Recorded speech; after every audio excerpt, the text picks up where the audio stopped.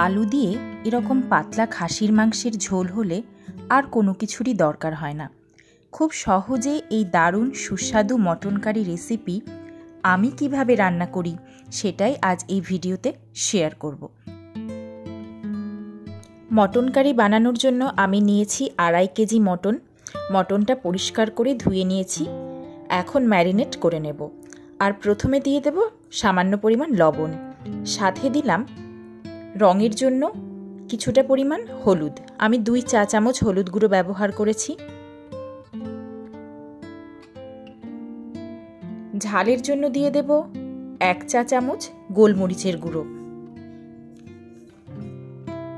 আর 1 table চামচ কাশ্মীরি লঙ্কার গুঁড়ো, এটা রঙের জন্য। আর দিলাম 2 টেবিল চামচ আদা ও রসুন বাটা। আরও দিয়ে দিলাম ঝালের জন্য 2 টেবিল চামচ পরিমাণ কাঁচা লঙ্কা বাটা।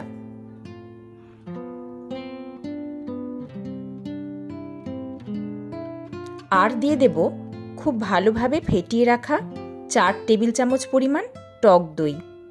টক দইটা দিলে মাংসটা খুব ভালো সফট হয়। সব কিছু খুব ভালোভাবে মাখিয়ে নেওয়ার জন্য দিয়ে দিলাম কিছুটা পরিমাণ সর্ষের তেল। এখন সমস্ত কিছু খুব ভালোভাবে মাখিয়ে নেব। মেখে 1 ঘন্টা রেখে দেব রেস্টে। এতে সব মশলার টেস্ট আর ফ্লেভার মাংসে খুব ভালোভাবে ঢুকে যাবে।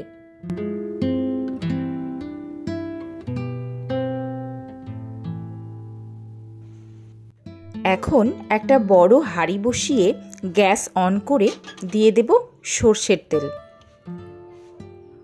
তেল গরম হলে দিয়ে দেব 1 চামচ পরিমাণ চিনি, এতে মাংসের রঙটা খুব ভালো হয়। আর দিয়ে দেব কিছু গরম মশলা, যেমন 8টা এলাচ, 8টা লবঙ্গ, কিছুটা দারচিনি, 6টা শুকনো লঙ্কা, 1 চা চামচ জিরে ও 1 টুকরো জায়ফল আর 2টো তেজপাতা। ফোড়নটা একটু নাড়াচাড়া করে 1 মিনিট ভেজে নেব। ফোড়ন থেকে গন্ধ বেরোনো শুরু হলে দিয়ে দিতে হবে পাতলা করে কেটে রাখা পেঁয়াজ। পেঁয়াজটা আমি নাড়াচাড়া করে ভেজে নেব। ততক্ষণ পর্যন্তই ভাজবো যতক্ষণ না পেঁয়াজের রঙটা সোনালি হয়ে যায়।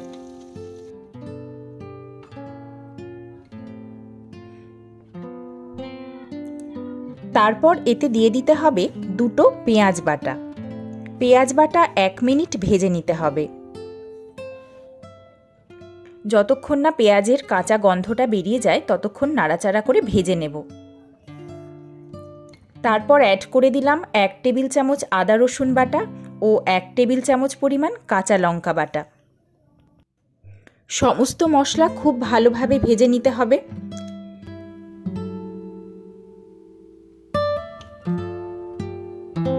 মশলার কাঁচা গন্ধ যাতে চলে যায় আর তেল ছাড়া শুরু হয় ততক্ষণ পর্যন্তই আমরা ভেজে নেব। তারপর রঙের জন্য দিয়ে দিলাম 2 টেবিল চামচ পরিমাণ কাশ্মীরি লঙ্কার গুঁড়ো। আবারও খুব ভালোভাবে সমস্ত মশলা কষিয়ে নিতে হবে। এবার এতে অ্যাড করে দেব 2টো মিডিয়াম সাইজের পেস্ট করে রাখা টমেটো। সব কিছু খুব ভালোভাবে আবারও কষিয়ে নেব। টমেটোর কাঁচা গন্ধটা চলে যাওয়া পর্যন্ত ও তেল ছাড়া পর্যন্ত আবারও ভালোভাবে কষিয়ে নিলাম।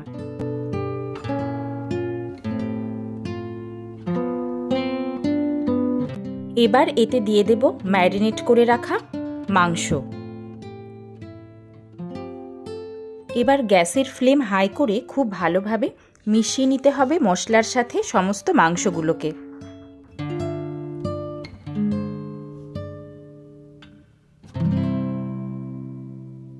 15 থেকে 20 মিনিট কষলেই এর থেকে একটু করে তেল ছাড়া শুরু হবে।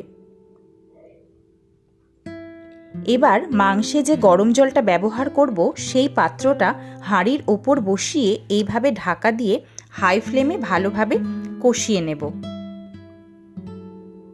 মাঝে মাঝে ঢাকনা খুলে মাংস নাড়াচাড়া করে নিতে হবে, নয়তো তলায় লেগে যেতে পারে বা তলায় ধরে যেতে পারে। তাই ঢাকনা দিয়ে ঢেকে কষলেও মাঝে মধ্যে ঢাকনা খুলে আমরা মাংস নাড়াচাড়া করে নেব। অপরদিকে একটা বাটিতে 1 টেবিল চামচ ধনে ও 1 চা চামচ জিরে জলে গুলে খানিকক্ষণ ভিজিয়ে রাখলাম। এটা পরবর্তীতে রান্নায় ব্যবহার করব।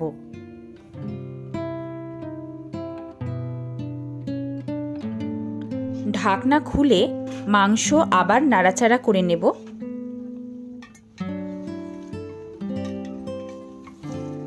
যদি প্রয়োজন হয়, যদি জল শুকিয়ে যায়, তাহলে অল্প একটু জল দিয়ে আবার কষিয়ে নিতে হবে।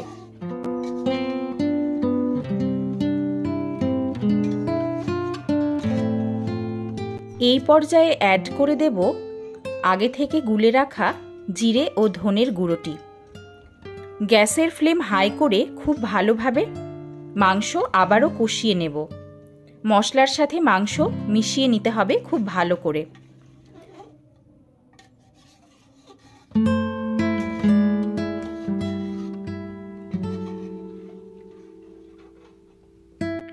যদি লবণের প্রয়োজন হয়, এই পর্যায়ে লবণ অ্যাড করে দিতে হবে। আমি আমার প্রয়োজন অনুযায়ী লবণ অ্যাড করে দিলাম। জল শুকিয়ে গেলে প্রয়োজন মতো গরম জল দিয়ে দিয়ে মাংস কষিয়ে নিতে হবে খুব ভালোভাবে। এইভাবে মাংস কষালে মাংস হবে তুলোর মতো নরম আর সমস্ত মশলার স্বাদে ও গন্ধে ভরা। আমি 2 বার অল্প অল্প পরিমাণ গরম জল অ্যাড করে মাংস খুব ভালো করে কষিয়ে নিয়েছি। আর ঢাকা দিয়ে দিয়ে একটুখানি পর ঢাকনা খুলে নাড়াচাড়া করে মাংস কষাতে হবে। এখন অ্যাড করে দিলাম 2টো আস্ত রসুন। এটা সম্পূর্ণ অপশনাল, যাদের খেতে ভালো লাগে তারা রান্নায় ব্যবহার করতে পারেন। আবারও সব কিছু ভালোভাবে মিশিয়ে নেব। এই রান্নায় আমি আলু ভেজে ব্যবহার করি না, সরাসরি রান্নার গ্রেভিতে ব্যবহার করি। আর আলু থাকেও একদম গোটা গোটা ও হয়ও ভীষণ সুসিদ্ধ। এই পর্যায়ে গ্যাসের ফ্লেম মিডিয়াম টু হাই। গ্যাসের ফ্লেমটা আপনারা আপনাদের প্রয়োজন অনুযায়ী কম বেশি করে নেবেন, যাতে মাংস কোনো রকমভাবে ধরে না যায়। এবার আগে থেকে কেটে ও ধুয়ে রাখা আলুগুলো আমি অ্যাড করে দিলাম। কষিয়ে নিলাম হাই ফ্লেমে। ফ্লেম হাই থাকলে আলুর বাইরের লেয়ারটা শক্ত হবে, যাতে আলুটা গলে যাবে না আর ঝোলের সাথে মিশে যাবে না। এই পর্যায়ে আমি অ্যাড করে দেব আগে থেকে রেডি করে রাখা গরম জল। জলটা গরমই ব্যবহার করতে হবে, ঠান্ডা জল দিলে মাংসটা শক্ত হয়ে যাবে। জল এমনভাবে দিতে হবে সেটা যেন মাংসের ওপরে না ওঠে। এবার হাই ফ্লেমে মাংসটা ফুটতে দিতে হবে খুব ভালো করে। মাংস খুব ভালোভাবে ফুটে উঠলে গ্যাসের ফ্লেম লো টু মিডিয়াম রেখে ঢাকা দিয়ে দেব, যাতে মাংস ও আলু সুসিদ্ধ হয়ে যায়।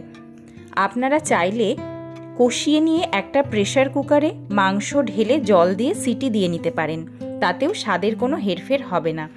কিন্তু আমি হাঁড়িতেই পুরো মাংসটা রান্না করব। ঢাকা দিয়ে দেব আধ ঘন্টার জন্য। আধ ঘন্টা পর ঢাকনা খুলে চেক করে নেব মাংস সেদ্ধ হয়েছে কিনা। আমি একটা চামচ দিয়ে কেটে আপনাদেরকে দেখাচ্ছি। দেখুন মাংস একবারেই কেটে গেল, কতটা নরম আর সুসিদ্ধ হয়ে গেছে মাংস। এবার একটা আলু কেটেও আমি চেক করে নেব।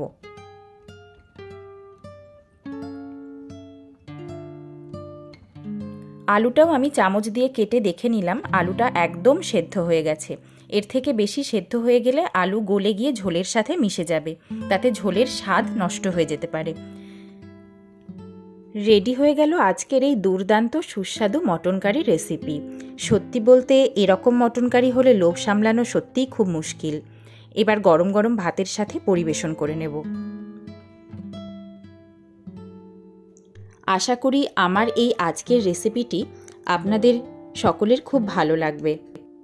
আর ভালো লাগলে একটা কমেন্ট করে জানাতে ভুলবেন না। আর আমার ভিডিওগুলো যদি আপনাদের ভালো লাগে, আমার চ্যানেলটি সাবস্ক্রাইব করার অনুরোধ রইল। আমি বর্ণা, আপনারা দেখছেন বর্ণাজ ইয়াম্মি কিচেন। পরবর্তী রেসিপিতে আবার দেখা হবে অন্য কোনো দিন। সবাই ভালো থাকবেন, সুস্থ থাকবেন, বর্ণাজ ইয়াম্মি কিচেনের পাশে থাকবেন। ধন্যবাদ।